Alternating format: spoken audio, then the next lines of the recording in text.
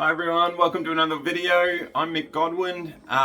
This one we're going to talk about, it's a little confronting, but five main reasons why I see that sellers don't achieve the price that they were hoping for or expecting. Now, that's not to say they're not achieving the price that the broker recommends. They might not even go to market, and they have this sort of confronting conversation with the broker. And so if that's something of interest to you, you've experienced that, or you sort of want to know any pitfalls that might look out for that'll help you get to your price, then stick around, watch a short video, and we'll go over some of the reasons why that price gap or perceived value gap between the seller and the buyer it is larger than expected. So we all know that starting and running a business can be extremely rewarding and extremely challenging at the same time. And often what I see is those challenges that the seller has overcome in their business and personally isn't really reflected in the value of their business, what they think the value of the business is when it comes time to sell. Can be extremely deflating, okay? And yeah, it does make for some difficult conversations, especially when the buyer is so emotionally involved or attached in the business. So there's definitely a right etiquette to, method to have those conversations. But hopefully this video or the couple of topics that we cover can really help you understand why it sometimes has nothing to do with you or the business itself.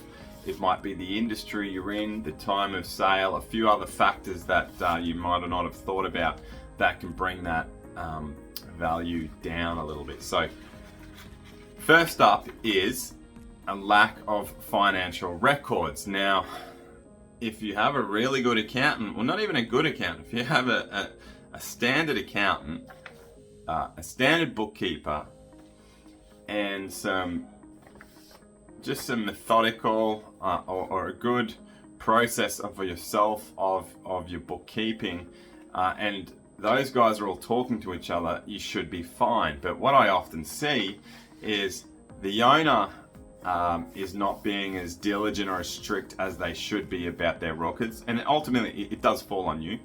But the bookkeeper is working sort of in this silo, the accountant is over here in this silo, you're in the middle, they're not talking to each other or very little, and often what you can see is three different reports, maybe the exact same report, exact same dates for profit and loss, for example, and they're showing different numbers and different revenues. This happens all the time, and it can be as simple as cash versus accrual accounts, and no one is consistent with the reports that they deliver. It could be due to poor bookkeeping. It could be due to sort of DIY bookkeeping, and you kind of know 50% of what you do, but then you're sort of mucking up the other 50%. Your bookkeeper's not catching that. All they're doing is submitting BAS. There's a communication gap. So there's a variety of reasons why what you're getting by within your bookkeeping just looks really, really uncomfortable and unconvincing when it comes time to sell, when a buyer's looking at you. You've got to remember, a buyer is just looking for risk. They're expecting to find things that aren't correct, and that's going to bring their confidence down. Once the confidence is down, the buyer is either going to put forward a really low offer, because that confidence needs to help to bring their perceived risk down, or they're not going to put an offer in at all. So that's the first thing to get right, and your broker should help with that. I know I am quite methodical and sometimes a little overbearing in making sure we have the right books, the right records to go to market with. Secondly, poor market conditions. We've just we're meant to be out of the whole COVID pandemic regarding government stimulus and uncertainty. We do have rising interest rates. It still creates uncertainty. that's a poor market condition. It's all about confidence. But what we did have, what was quite tricky, even when in the middle of, say, 2022, that whole calendar year, the market for, say, the buy job type businesses, and they could be great businesses. You could be earning, $200 to $300 a year, but you were the main driver in that business. Well, they just really didn't exist. The market wasn't there. People were too easily getting really well paid in their jobs. There was no need to jump out. The unemployment rate was incredibly low. So why jump out, invest in a business with carry all that risk when you could really make a great living by just turning up to work and doing your 9 to 5, and that's that. We might see those conditions improve towards the end of the year if there's a few more corporate style layoffs. A lot of those then come into the small business market, but that's one instance of poor market conditions. The rest can be quite obvious, as I said before. Rising interest rates, market uncertainty, and it's just they can be down into, say, individual industries. If manufacturing is quite challenging at the time, or hospitality, people don't have that money in their pocket to go out and spend their money, on dinners and drinks, etc. So everyone's tightened their belts a little bit. That's also a poor market condition. Third, lack of growth potential. You could have a great business, making great money. Historical records show that it's consistently earning a couple, $300,000-$400,000, but it's really at its capacity. Well, the challenge there is a lot of buyers want to come in and improve. So yes, they need to get their return on investment and recoup that cash, which they can be confident with. But if there's really nothing else they can do without a large capital inflow, say for example, if it's a warehouse and they're operating at capacity in the warehouse, there's going to be a large capital inflow to change that warehouse and relocate if they can't absorb it in their existing business. They might be, if you've got a large restaurant and you're at seats and you can't expand any further, that's another example of not being able to expand. So that's a big one, and a lot of buyers look at that to make sure, is there room to grow? Can they improve this business even further? Number 4, legal or regulatory challenges that the business might be facing. There might be some lengthy ongoing legal disputes that are for the company, not necessarily will affect the buyer in any way whatsoever, especially if they're buying as a going concern, because they're taking that business away from that owning entity, but the entity might have some challenges. It could be some bad press. There could be some development or DA issues, not even in that particular building, but for next door. So a buyer might know that starting from next year, there's just going to be a huge construction site around, or there's any number of issues.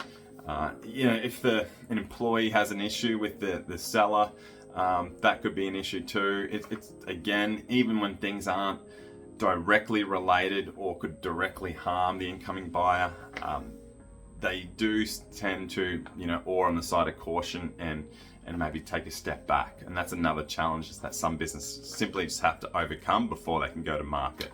Okay, and lastly, personal reasons.